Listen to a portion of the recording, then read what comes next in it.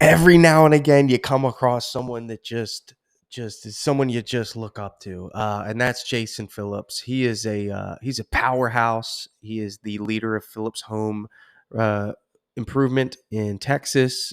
Just a powerhouse brand. Not only that, he's the catalyst, the leader of Contractor Freedom. It's an honor to call Jason a friend, someone that him and I share similar values of leadership, faith, family, and someone that I want to put in front of you all to share this with you from Liftoff 2024. So if you need someone to aspire to be like, let it be Jason. He's an awesome fella and incredibly knowledgeable. His talk starts right now. Contractors all over the world are wanting more time, more freedom, more impact. The way we do this is through implementing systems, processes, standards. Welcome to the Contractor Secrets Podcast. Here we hit business strategy, coaching, mindset, motivation, the tools you need for success. So strap in, listen up, and get ready to grow on the Contractor Secrets Podcast.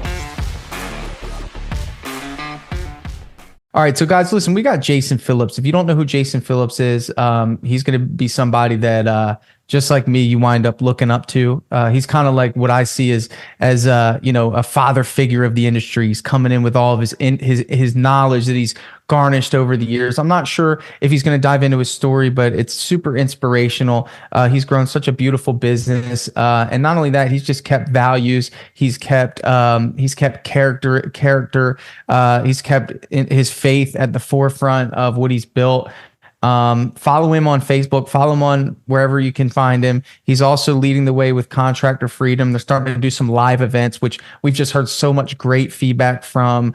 So Jason, thank you for being a part of this. I know you're busy running a $10 million plus operation, and I'm not trying to offend you. I don't know the exact number. I just know it's up there.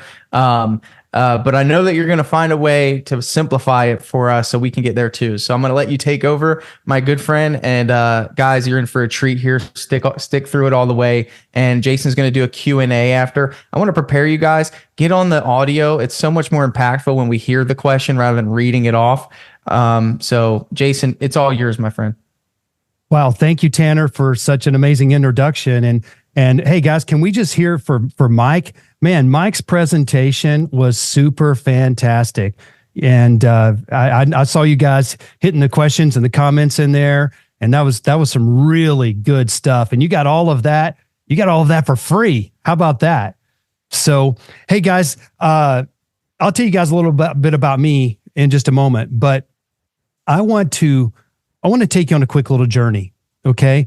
Would you just imagine something with me for just a moment?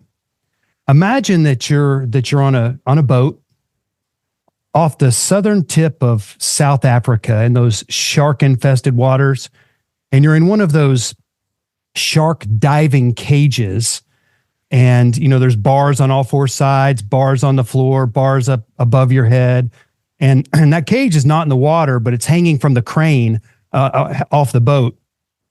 And it's slowly descending into the water. And the water rises up past your ankles, past your knees, to your waist, to your chest, and to your neck. And then you realize you don't have any scuba equipment. You don't have a tank. You don't have anything to breathe with. And so as that water continues to go up, you're like turning your head, trying to just continue to suck air as that cage pushes your head down into the water.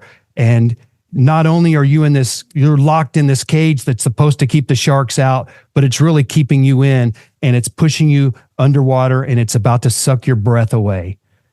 Friends, about a year and a half, 2 years after I started my business, that's how I felt about my business. I felt like I was in a cage, and it was sinking, and it was sucking my breath away, my life away. The very thing that I thought was going to make my life so much better had become a monster, and it was terrible. And I talk to guys all the time, pretty much every day, that can relate. A while back, I talked to guys that, Jason, this is the business I prayed for. but man, I don't know what I can't keep doing this. I can't keep doing this. Now I want you to, let's switch to another picture. I want you to imagine that 1 year from now, you're running not only a successful painting business, but it's also fueling your life's passions and not just your bills. Fueling your life's passions and your retirement. And, you know, your team isn't just a group of employees, but they're like a motivated, unifying force that are working towards accomplishing your vision. And friends, this isn't just some dream. It's a true destination. Today, I just want to give you the roadmap on how to get there, on what I did. I've made so many mistakes. I've been in this business for over 2 decades. I've made a lot of mistakes, been through a lot of, political and financial storms that we've had. I've weathered a lot of things. I've done a lot of things right. I've done a lot of things wrong. And the one thing that I'm hoping is that at the end of this call, you'll be able to stand on my shoulders and reach higher than what I've reached. And again, I say call. I mean, this is an amazing 2-day event. And I hope that you are taking notes. I really hope you're taking notes from every presentation that you're attending, because you are getting a fire hydrant of water flooded on you of knowledge and wisdom and insights. And boiling that down to the most important things is going to be cute. It's going to be absolutely key. Now, maybe you're here today, and maybe you just started. Maybe you're just doing a few $100,000. Maybe you're doing $1 million. Maybe you're doing several $1 million in annual revenue. And you might be here looking for growth, or, hey, here's an industry term, scale your business, as we always hear, right? But maybe you're on the other side. Maybe you're like, man, that doesn't appeal to me. I don't want to grow my business. I've got enough headaches as is. I just want to get my life back. I want my time back. I'm sick of being a slave to my business. I'm sick of missing out on, my kids' events, t-ball games, recitals, dinners, birthday parties, weekends. I mean, I talk to painters all the time who say, no, I've worked every holiday since I've been in business. I don't ever take off a holiday. And that just blows my mind. I worked one holiday back in the day. It was July 4th. And I say I worked, it was, I hopped on my motorcycle and I drove, a few blocks away, and I punched out a project. I guess I called that working. And I'm like, man, I don't want to ever do this again. I need to be out with my family. My business is supposed to fuel my life, not the other way around. So, regardless of whether, you're here looking for, answers, you're looking for answers to your marketing, to your sales problems, maybe your recruiting, your people problems, your other business problems. There's all of those things. But I believe that if you're here listening today, and we've got a whole lot of people tuning in right now, you're looking for answers, you're looking for wisdom, you're looking for strategy and practical steps that you can take to improve your life and your business this year. But I don't want you to get stuck in the trap that, hey, I've got to grow my business. Your business may be fine at the size it is. So what I want for my business in my life is not necessarily what you want for your business in your life. So don't look at the guys over there or the guys over there. Everybody's in a different season and a different place, and they have different values and priorities in life.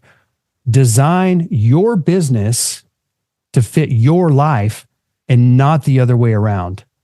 So, like I said, I've been doing this. I started my business in 1997, knocking on doors.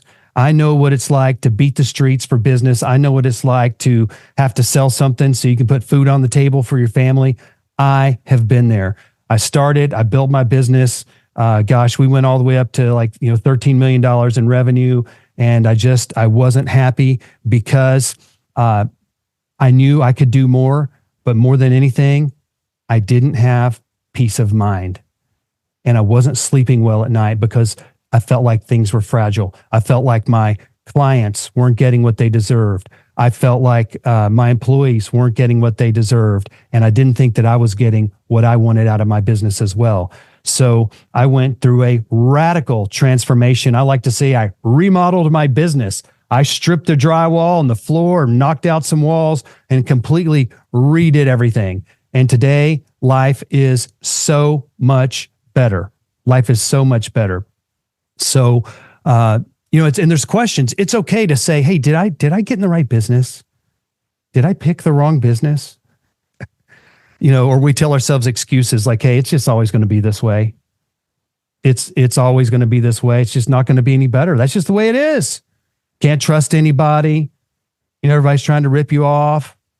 And look at those guys. Look at those guys at the lift off. Well, those are the lucky guys. They all got lucky. I hope you're not thinking those things, friends. I want to ask you a question. And you can drop a thumbs up or a thumbs down to answer this. Is your business making your life better? Thumbs up. Or worse? Thumbs down. Which is it? Okay, we got a thumbs up. That's good. Thumbs up. Got a lot of thumbs up. Okay, that's great. That is great. Oh yeah, got a lot of thumbs up there. All right, fantastic. Fantastic. That is the way that it should be. So let me ask you guys a second question. If your business suddenly doubled in size, in revenue, the way things run now, would your headaches double? Would they increase by a factor of 10? Is it even possible to double your business without your headaches increasing? Think about it. Most people I talk to, they want to grow, but they're already in this whirlwind. They're already, constantly on their phone. Oh, hold on just a minute. No matter when you're talking to them, they're out at dinner with their wife or their husband. Okay. A lot of women in this business. Shh, way to go. I have 4 daughters, by the way. So I love to see women discovering their purpose and excelling in typically a man's industry. So I'm so proud of that. Can you get away from this thing? Can you put it down? Can you go on a date without it? Can you go on a vacation without it? How is your business designed? Is it fragile?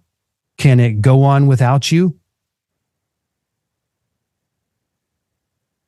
So imagine this other one. What if 12 months from now, or some point in the near future, not too distant future, what if you were taking home twice as much money and your headaches cut in half? How would that be? That sounds pretty incredible, right? Less headaches, more money. I want to challenge you to see greater purpose in your life than just running your business. I talk to owners all the time, and this isn't just about painting contractors. This is small business in general. If you, I was just reading a comment there. Nestor says, every time I take a vacation, I lost a lot of traction. Exactly. It doesn't have to be that way, Nestor. The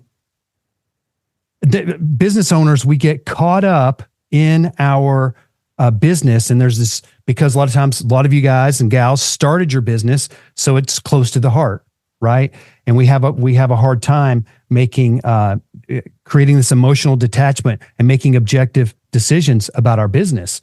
And a lot of times we begin to get this syndrome. I don't even know what the name for this is, but we're in a small box and we can't see our life outside of our business. And I believe that every one of you listening have a purpose that is greater than your business, and that your business should exist to serve as a vehicle to fund your life's purpose. I'm going to say that again. Your business should your business should serve as a vehicle to fund your life's purpose. Okay. You ought not to be a slave to your business. And in addition to that, a well-run business should not only provide you with time, money, and freedom, it should also provide you with peace of mind. That was the peace I was lacking back in the day. I would lay in bed, worried about, payroll, risk. Was this customer going to sue me? Was someone going to get hurt on the job? All of these different things. Do you worry about those things? Do you have worry associated with your business? As business owners, there's so many risks that we have that we do not have insurance for, right? There's so many risks. And what we say is the way to say that is, hey, we're personally underwriting that risk. Your employees aren't carrying that risk. You're carrying that risk. We need to stop playing chess, and we need to start playing. Ooh, did I say that backwards? I think I just totally made a huge mistake. No, we need to stop playing checkers and start playing chess. Think about that. The strategy is totally different. We need to stop thinking like, I like to talk about two different trees. Okay. The first company I built and the first leadership team I built was like a willow tree. It grew fast, but it was also, what do we know about willow trees? They grow fast. The wood is soft. In the big storms, their branches break and they die and they don't live long. I didn't want a willow tree. I wanted to build an oak. An oak grows slow. The wood is nice and hard. The branches don't break when the big storms come. It can withstand droughts very well. Oaks grow slow, but they grow strong and they live a long time. That is the company that I wanted to build the second time around. And I want you to think about this because maybe you're on that path of building the willow. I want you to think about this. What type of business do you want to build? Maybe you want to, maybe you want to build a business and sell it. Or maybe you want to build a business and have it be left as a legacy to your kids. That was my game plan when we started our business. We've got 5 kids now, and that was our goal, was that at one point we were going to be able to hand this business off to one or more of our children as just a huge, amazing blessing, the way it's been a blessing in our lives. So I want to share with you what I call the contractor freedom framework and some practical getting started steps. Friends, what we need to do in our business is we need to make things predictable, right? We want to have, what's a closing rate? When you talk about your sales closing rate, you're just trying to know hey, if my closing rate is 40% and I go get, 10 more leads, there's a good chance I'm going to close 4 of those and make it predictable. Well, you want to bring that same predictability really to every part of your business.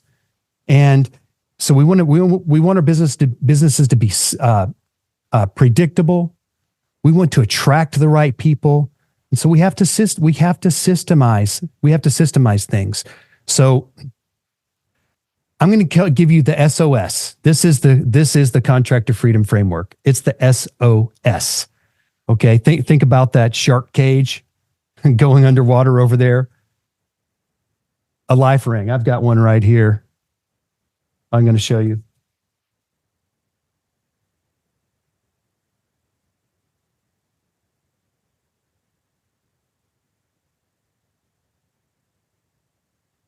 Right there. That's the SOS. The first S in SOS stands for self. Self. I'm going to tell you a few truths. Your company, my company, will never be better than you. Your company will never be better than you. And this is nothing more than the law of the lid from John Maxwell. Do you guys follow John Maxwell? You should. If you don't, you should. Everything rises and falls on leadership. And if your company is on a fast-paced growth track, and you are not on a fast-paced growth track as a leader, your company is going to become an untamed beast, like a 6-year-old trying to walk a Great Dane dog who sees a little kitten to chase. It will drag you all around. It will drag you and make your life hell. Don't let the growth of your business outpace the growth of your own leadership and your own skills.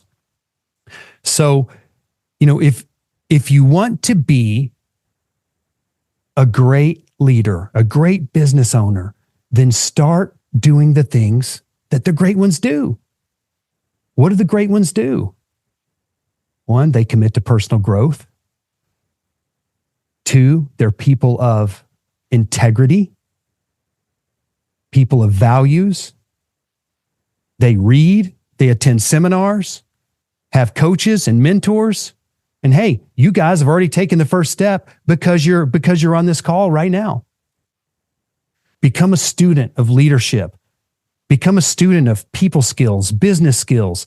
And I want to tell you something super practical and super easy. I meet a lot of business owners who are running significant businesses that can't run spreadsheets. If you want to own the numbers of your company, don't rely on someone else to feed you the numbers. Don't have to wait on someone else. Did you know you can literally go on Google, you could go to udemy.com, type in, Google Sheets, beginner, intermediate training course. And you can get those for like less than $100. And you'll invest on 4 to 8 hours of time, and you'll come out of that with some skills, like that spreadsheet that Mike presented on the previous session. It was a great spreadsheet. Could you create a spreadsheet like that? It's not rocket science. Could you do it? You can, if you'll take the time to learn. Now, if you want your, Justin says, hey, ChatGPT, how do I do XYZ in Google Sheets? You can do that. But I would recommend taking a course and doing some walkthroughs, because there are numbers you need to know in your business that your CRM or your QuickBooks likely aren't telling you. You need to know all of the different numbers in your business, what they mean, why they're important, because each and every one of those is a leverage point for your business. So, if you want your company to be great, you need your company to start acting like a great company. So that's the first thing, is start with self and become a student.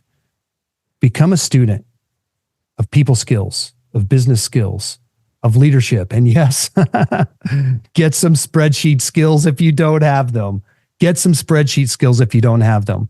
And a lot of people think, that leadership stuff, that's for later down the road. That's for later down the road. I'll worry about that later. Here's the problem. You go build your company, and then you've got a team of people, and you don't know how to lead them. You don't know how to be a good manager. And now you've got major people problems. And I want to tell you what, friends, people problems is like a cancer. It's a cancer. It will kill your company. It will start sucking. I know one guy that simply got out of the business because of the people. He just simply couldn't deal with the people anymore. It's because he didn't know how to deal with people. He didn't have people skills. And these are the soft skills. Hey, we know how to clean a spray rig. We know how to, batch paint, prep and spray and all that stuff. But we don't know how to work with people. One of the biggest wastes in your company, if you have employees, the biggest waste of money in your company is likely not the fact that you bought an extra gallon of paint that's custom tinted that you can't return. It's unproductive payroll dollars. Unproductive payroll dollars. So let's move on to the next letter. So the first S was start with self. The second letter is an O. O stands for others. So we've got self, and then we've got others. Others is about building a team. So it's unlikely, unless you've got a really small vision, and it's okay if you do, it's unlikely that you're going to be able to accomplish your vision without building a team of great people. So I have a question for us. Who does the painting at your company? Is it you? Is it you and others? Or is it others? You and others, or others? Let me know. I'd love to see. Okay. Michael says others, our teams, others. Okay, great. Myself and others, me, others. Okay, yeah. People. So who answers the phone at your company? You, others, you and others? Who runs the books at your company? You, others, you and others? Who delivers the promises that are made in the name of your company?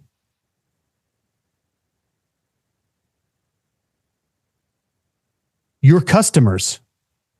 Are they houses? Are they buildings? Or are they people? You see, friends, all of these, we are in the people business. You're not in the painting business. Painting is just the widget that you deliver that solves the problem for the person who has the problem. You and I, we are in the people business. Now, once we realize that, we're like, wow, we need to get good at people skills. Let's see, people skills are going to help me when I hire. People skills are going to help me when I deal with unmet expectations with my employees. People skills are going to help me in my sales process. They're going to help me deliver customer satisfaction, and they're going to help me out of a jam when I messed up or my people messed up and the customer's very unhappy. People skills are going to help me negotiate better arrangements, more favorable terms with my vendors. People skills. It's just hard to measure people skills. You can measure sales. Hey, we sold, $100,000 this month. It's hard to measure people skills. I decided I'm one of these guys. I go all in on something. Okay. Now I had the, I'm going to say the luxury of doing this. When I came to the conclusion, the realization that people skills were so important, I went and got a certification in behavioral studies. I got a second one. I got a third one. I got a fourth one. I got a fifth one. And now I'm on my sixth one. You guys don't need to do what I did and go crazy with it. Okay. But you need to become a student of people skills. If you're going to build this company, if you're going to build a team of people, and see, friends, when you have the right people on your team, they do the right thing when you're not looking. When you have the right people, you need less rules. I'm going to say that one again. When you have the right people, you need less rules. If you find yourself constantly trying to make a rule, oh, we can't do this, oh, we can't do that, you might just have the wrong people. But let's back up for a second. You can start with the right person, but if you're a bad leader without integrity or cracks in your integrity, maybe your employees see you cheating the system, pocketing cash so you don't have to pay taxes on it, adding a little water to the paint, cheating people out of their pay. I mean, those are some pretty crazy accusations, but those kind of things go on. We tell ourselves little lies. We tell ourselves little lies that it's okay. But now we go do those little things, and now our employees, how are they looking at us?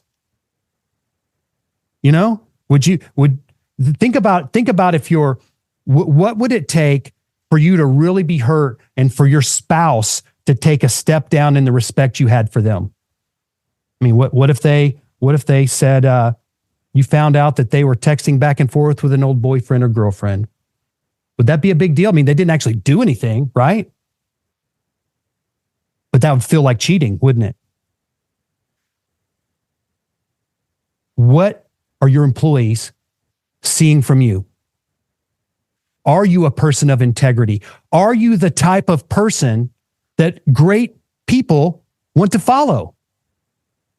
That's a real tough question, friends. And look, maybe you do a little self-assessment and you're like, wow, man, I need to clean it up. I need to clean it up. I'm going to say this. This is a hard pill to swallow. I can say this in the mirror to myself, and I can say this confidently to you. You have the company that you've earned. You have the company that you deserve. And if you don't like what you have, it all starts with you. Back to the first S, self. We want to build a great team of people that can do the job, that will do the job, and that fit our culture. So here's one of the beautiful things, friends, about people and people skills. Okay.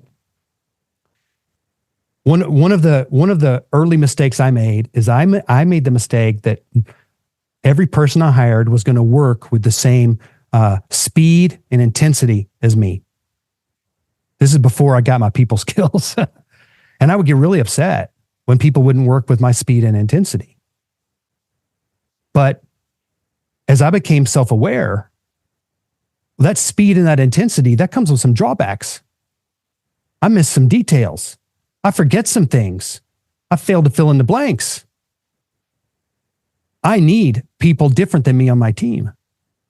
And you need people different than you on your team. I'm fast. I've got a lot of energy. I work with intensity, but you know what I need? I need some slower paced people on my team. People that process their thinking.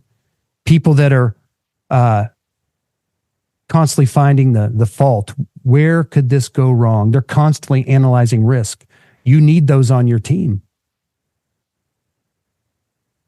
So here's the beauty about people skills. People are different, and it took me a long time to realize that people are different, and that's okay. Could you imagine having a football team where every person on the team was the kicker? Or every person on the team was the quarterback? Would that team ever win a single game? No. You need a diversity of skills. And you on your team and me, we need a diversity of personality styles and skills on our teams. People are different. Now, here's the beautiful part of it.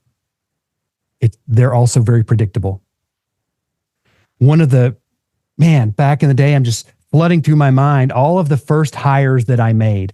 I hired people because this person had a brother-in-law who was out of work and he was available and I was covered up and I needed someone. I had this person over here who was a friend at church, and I ended up with people that were either A, the wrong people for my team, or B, they're in a role that they're absolutely not made for.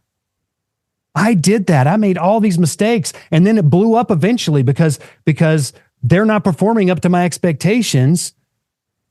And then then the employment relationship is broken. And sometimes even the relationship was broken if they were, friends or family. And I don't blame them. Looking back, I don't blame them for that. I blame me because I put someone in the wrong seat. I didn't know what I wanted. I didn't know what I needed. Now I know that people are predictable.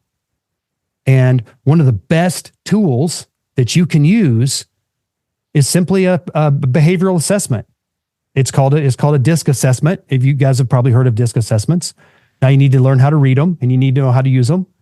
Okay, but they help bring some predictability, not only to your hiring, but they help bring some predictability to the way when you're managing people, when you're dealing with conflict resolution. Should I promote this person? Wow, man, this is my best painter. Maybe this painter should be the manager or be the crew lead. Well, friends, being the leader and being the best painter are two different skill sets. Two completely different skill sets. And that's a common mistake that business owners, they even do it in corporate, they take their top performer and they promote them. Knowing how to determine who's going to be good at what brings some very important predictability. So, backing up a little bit, something, if you hear me online much, you're going to hear me say this all the time. Trust is the currency of business. You've got to be a leader people can trust. You need a vision. Again, when we're just starting, my first vision was this. Hey guys, man, I've got all these leads. You want to make a lot of money? Come on. You know what I got? I got a bunch of selfish people who only cared about themselves. We need people that share our values. Oh, if we need shared values, we better possibly figure out what our values are. What are your values? Have you written your values down? Do you consider your values when you hire people? Do you celebrate people that live out your company's values? Do you correct them when they violate your company values? Having written values is fine. And now at the end, I'm going to give you a link. If you guys hang around to the end, I'll share a link with you, and I'll provide you resources on how to get started drafting your company values. And the other piece of that is your vision. Where's your company going? Why should I come to work for you? What am I going to get? A paycheck? Dirty hands? What am I going to get?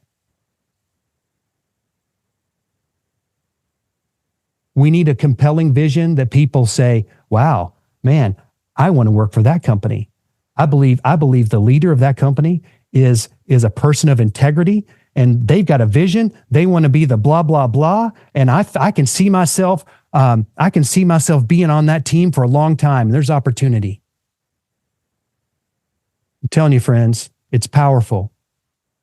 Building a team of people and guarding your culture. If you've got a top performer and they're toxic, you got to cut the cord. You got to drop anchor. You got to let them go. You need to have a thriving culture, because your culture, it's this invisible force, and it's either building your company or it's tearing it down. Culture is an invisible force. I don't care if you've got a team of 3 people or a team of 300 people. Culture is important. So when you have someone that believes in you and your company's vision, they share your values, and you place them in a role that is, they love doing what they do. They get fulfillment in doing what they do. The challenges that job presents are challenges that they love to face. Then you're going to find that you have a team of people that work harder, with more intensity, with more care, maybe more hours, and they get a lot more done. And your payroll dollar gets you a lot in return, because they are doing something that is they're attracted to instead of repelled from. Matching, we hear this term all that. We got to get the right people on the bus. So we got to get the right people in the right seats, from, Jim Collins, Good to Great. Many of you guys have read that book. It's absolutely true. What is the right people? What's the right seat? Learning about behavioral styles can really, really help you. But what do people need? They need a leader that they can believe in. They need a future of growth and hope. They need to be able to use their skills for a worthwhile purpose. They need a clear picture of what does success look like. A lot of times we bring people on and we're like, hey, we're going to pay you this amount of money and we want you to do X, Y, and Z. Okay, but we don't give them a picture of what the success in X, Y, and Z looks like. Whether that's a job site, whether that's a warehouse, whether that's a sales call, we don't give people the clarity. We don't give them something to shoot for, clear something to shoot for. You would be surprised at how many people that I meet that are running significant companies that do not have their goals written down. They don't have clear goals for their people. It's like, hey, just work hard, try hard, sell a lot. It's not going to work. If you want repeatability, predictability, scalability, peace of mind in your company. We've got to do these things. We've got to align compensation with results. You know, if you want to go get those 5-star reviews, why not compensate and reward the people that get them? You know, you can't go compensating. You can't go compensating your customer for giving you a review. Google will trash you really quick if you get caught doing that. But you can certainly reward your people for delivering stellar service as evidenced by a 5-star review. You can do that. Reward them for a job well done. Praise them. Make sure their paychecks reflect that. I'm gonna move along. The second S. So we've got self, others, and here's the last piece: systems. Systems. Again, when you're small, most of your systems, or if all of your systems, they're right here in your brain. They're not written down. And when you get a few people around you, you can effectively train people with word of mouth and on-the-job training. But as your team begins to grow, if you haven't taken the time to write those processes down, and again, we're not like talking writing a book. We're talking a simple checklist. Hey, when you arrive at the job site, here's the first 10 things you do. You're going to park on the right side of the street. You're going to make sure your vehicle doesn't drip oil. You're going to put a yard sign in. You're going to walk up to the front door, knock on the door. Here's how you're going to greet the customer. Just make it so simple, because what happens is if you don't have that, now you get really busy and you need to hire another person. In that moment, you don't have the time to sit down and make that happen. So take some time now and just take 1 or 2 processes and just write them down, or assign someone to write it down. And the byproduct of that is now you get a company of a team of people that are accustomed to following process. It's very, very important to have your processes written, rehearsed, repeated, and reviewed. We call that the 4 R's, although written is not an R. Written, rehearsed, repeated, and reviewed.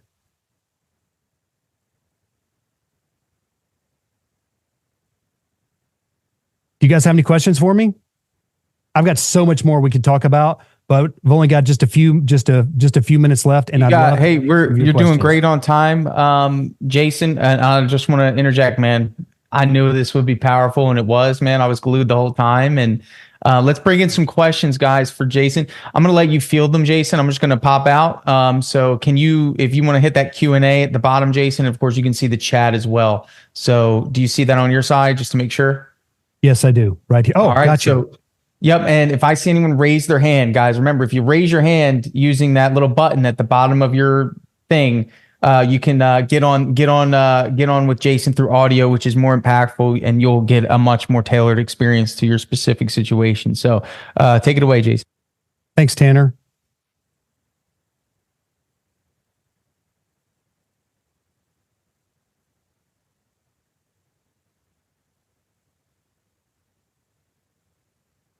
Okay. Spencer asked, what does your company vision look like? That's a great question, Spencer. My company vision is to be the most trusted home improvement company in the state of Texas. I believe that trust is the currency of business. And so we have a vision, mission, and values statement. And our mission is to cultivate exceptional leaders who will deliver remarkable experiences to our clients. And we value faith, people, teamwork, and the pursuit of excellence.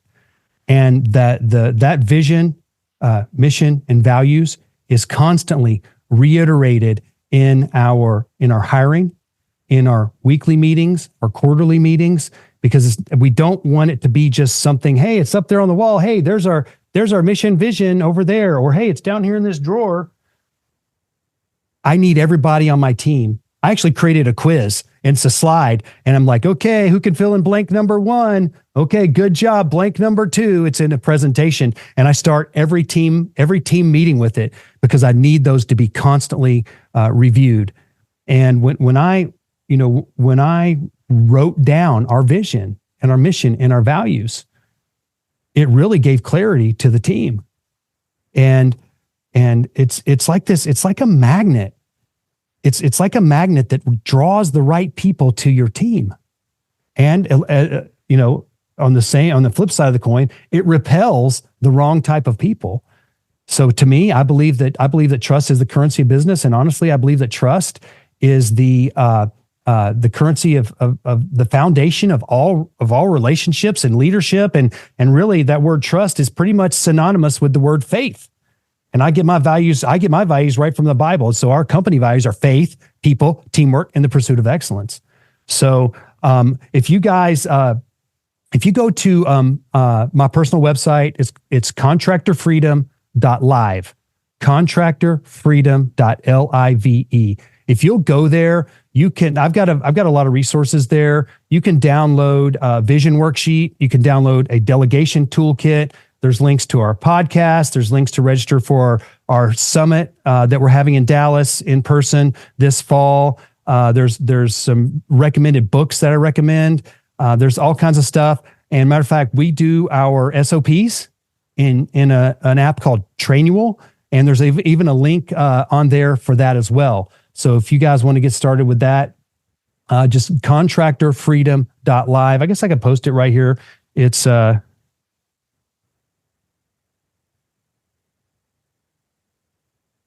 contractorfreedom. If I could type it right, live. There you go. Contractorfreedom.live. And so all the resources are right there. Okay. Any other questions?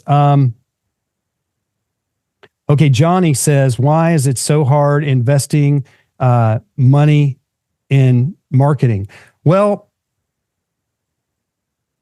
it was never hard for me. I haven't had to deal with that because from day one, I committed 10% of my revenue to marketing.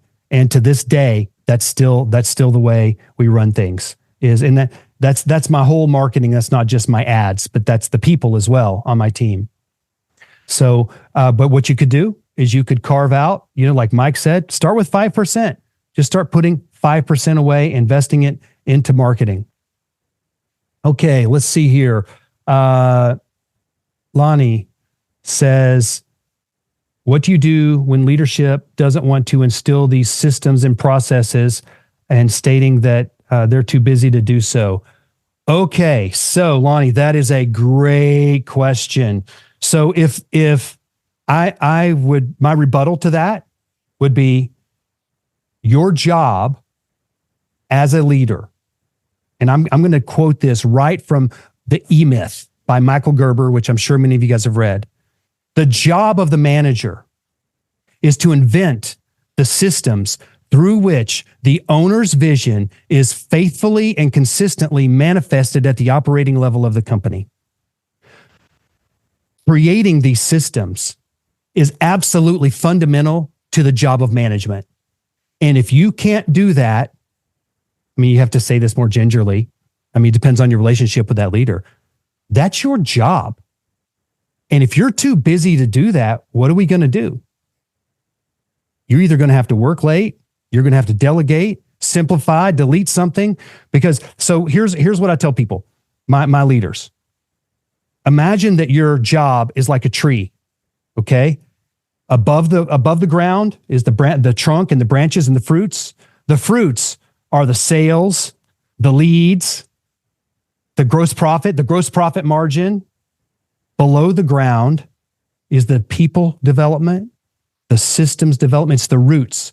I don't want you just to go get a fruit for today. I want you to ensure that we have healthy fruits next year and for years to come. And the only way that that's going to become a reality is if we make the roots of our tree healthy. And if that's not part of your job and you're not willing to commit to having that done, then this isn't going to work out.